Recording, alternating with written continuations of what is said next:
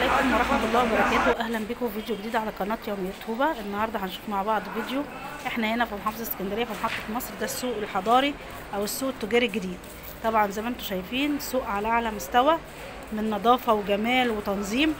زي ما انتم شايفين كده نظام الباكيات، عاملين كل قسم يعني قسم الفاكهة لوحده والخضار لوحده واللحوم لوحده والاسماك لوحده. طبعا زي ما انتم شايفين نظافة وجمال بالظبط كأنك ماشية في هايبر او في مول.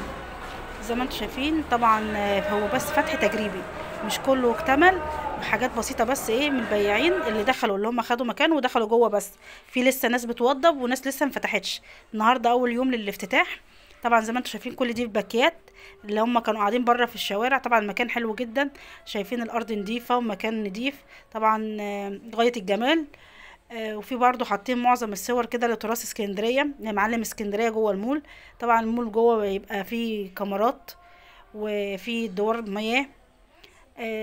زي ما انتم شايفين نظام الباكيات كده، وعاملين لهم بقى نظام حديث اللي هو كل محل قدامه صرف. زي ما انتم شايفين كل محل قدامه صرف، في ناس لسه بتجيب البضاعه وناس لسه بتوضب وناس لسه فتحت. زي ما انتم شايفين في ناس هتقول الاسعار طبعا غلت عشان بيبقى جوه، الاسعار هي نفس اللي كانوا بيبيعوها بره بيبيعوها جوه.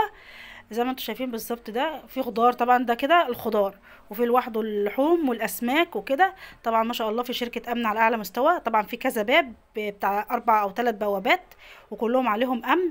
طبعا احنا هنا كنا بنصور ولقينا نائب المحافظ استاذه جانكلين عزرا برضو جايه تتابع اخبار الافتتاح ايه اللي حصل فيه.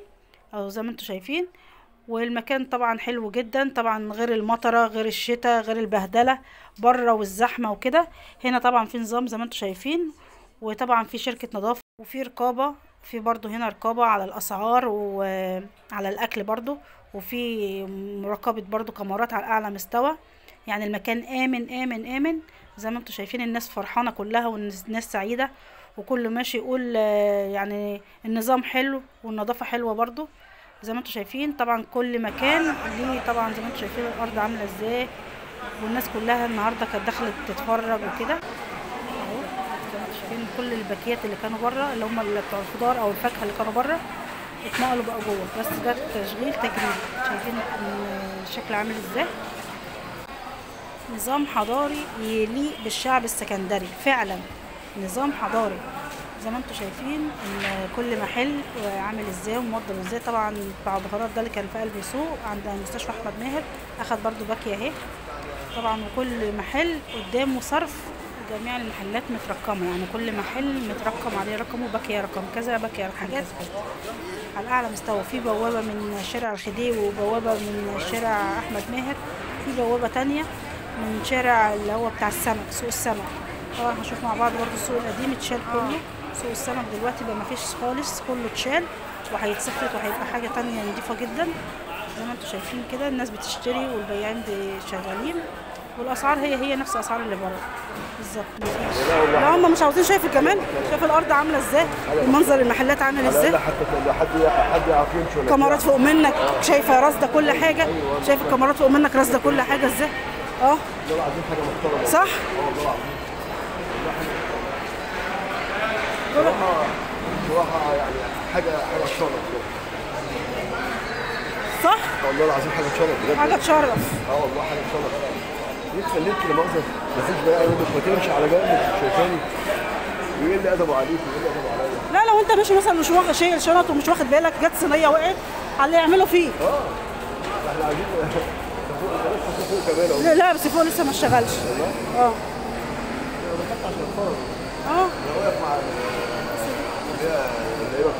جانكلين عزرا نائب المحافظ. محترم والله. نعم محترم.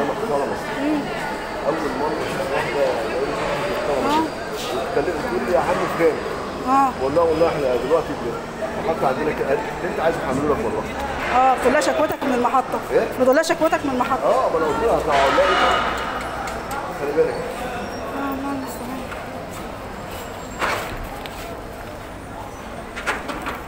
كده وصلنا لنهايه الفيديو، يا رب تكون عجبكم، والاشتراك في القناه ما تنسونوش اللايك وتابعوا بقيه الفيديو.